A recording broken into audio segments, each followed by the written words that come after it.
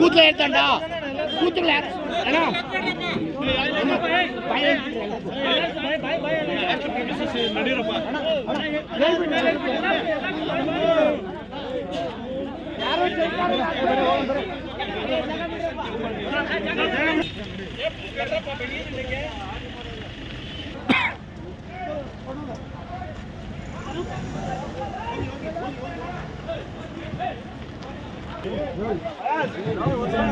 ಅದಕ್ಕೆ ಬೇಡ ಅಂತ ಹೇಳ್ತಾರೆ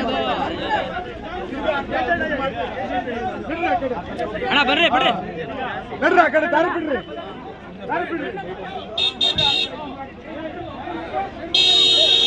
ದಾರಿ ಬಿಡಿ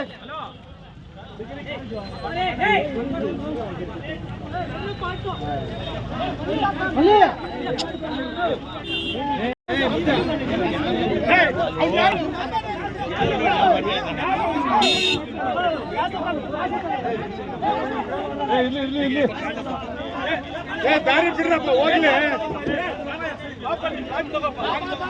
ಹೋಗ್ರಿ ಬರ್ರಿ ಮುಂದೆ ನೀವು ಗ್ಲಾಸ್ ಎತ್ಬಿಟ್ಟು ಈ ವಿಡಿಯೋ ಕೊಟ್ರೆ ನಮ್ಗೆ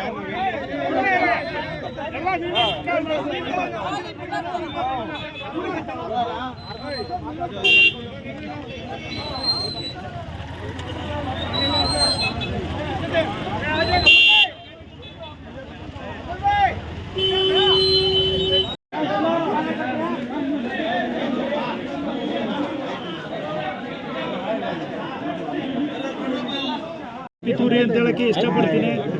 ಯಾಕೆ ಅಂತಂದ್ರೆ ಈ ತರದ ಒಂದು ಸಣ್ಣ ಕೇಸ್ಗೆ ಇಷ್ಟೆಲ್ಲ ಮಾಡೋ ಅವಶ್ಯಕತೆ ಇರಲಿಲ್ಲ. ಅದು ಕೂಡ ಒಂದು ರಾಜಕೀಯ ಪಿತೂರಿ ಅಂತ ಹೇಳಕ್ಕೆ ಇಷ್ಟಪಡ್ತೀನಿ. ಇರ್ಲಿ, ದೇವರಿದ್ದಾನೆ, ಅವ್ರವ್ರು ಮಾಡಿರೋ ಕರ್ಮ ಅವ್ರು ಅನುಭವಿಸ್ತಾರೆ ಅನ್ನೋ ಮಾತನ್ನು ಹೇಳ್ತಿದ್ದೀನಿ. ಈಗ ನಾನು ತಿಂದಿರೋ ನೋವು ಖಂಡಿತ ಅವರು ಯಾರು ನನಗೆ ಆ ಪಿತೂರಿ ಮಾಡಿದ್ದಾರೆ ಅವರು ಅವ್ರ ಮಕ್ಕಳು ಅನುಭವಿಸ್ತಾರೆ. ಕಾನೂನು ರೀತಿಯಲ್ಲಿ ಅದು ಏನು ತಪ್ಪಾಗಿದೆ ಇಲ್ಲ ಏನಿದೆ ಅದನ್ನು ಮಾತಾಡಿ ಈಗಾಗಲೇ ಅವ್ರು ಹೇಳಿದ್ವಿ ನಾವು. ಅದನ್ನೂ ಕೂಡ ಅದನ್ನು ಅವತ್ತು ನಾನು ಹೇಳಿದೆ, ಅದು ಮಾತಾಡಿದ ಉದ್ದೇಶ ಅದಲ್ಲ. ಆದರೂ ಕೂಡ ಅದು ಬೇರೆ ರೀತಿಯಲ್ಲಿ ಆಯಿತು, ಕಾರಣಾಂತರಗಳಿಂದ ಆಗಿರ್ಬೋದು. ಆದರೂ ಕೂಡ ನಾನು ಮತ್ತೊಮ್ಮೆ ಹೇಳ್ತಿದ್ದೀನಿ, ನನ್ನ ಯಾವುದೇ ಉದ್ದೇಶ ನಂದು ಪರ್ಸ್ನಲ್ ಆಗಿಲ್ಲ. ನನ್ನ ಜನರಿಗೋಸ್ಕರ, ನನ್ನ ಜನತೆಗೋಸ್ಕರ ಇವತ್ತೆಲ್ಲ ಯಾವತ್ತೂ ಕೂಡ ತೊಂದರೆ ಆಗ್ತಿದೆ ಅಂತಂದರೆ ಅಲ್ಲಿ ಈ ರಾಜೇಗೌಡ ಇರ್ತಾರೆ.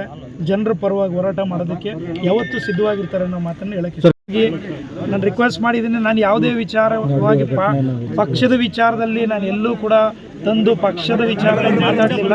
ಆದರೂ ಕೂಡ ನಾನು ಹೋಗಿ ಅದನ್ನು ಏನು ಬೇಕು ನಾನು ನಮ್ಮ ಹೈಕಮಾಂಡ್ ಮಾತಾಡ್ತೀನಿ.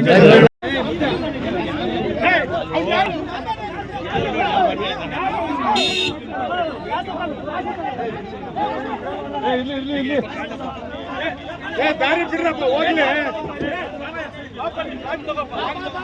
ಹೋಗ್ರಿ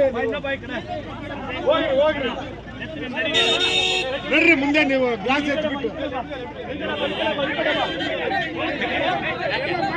ಈ ವಿಡಿಯೋ ಕೊಟ್ರೆ ನಮ್ಗೆ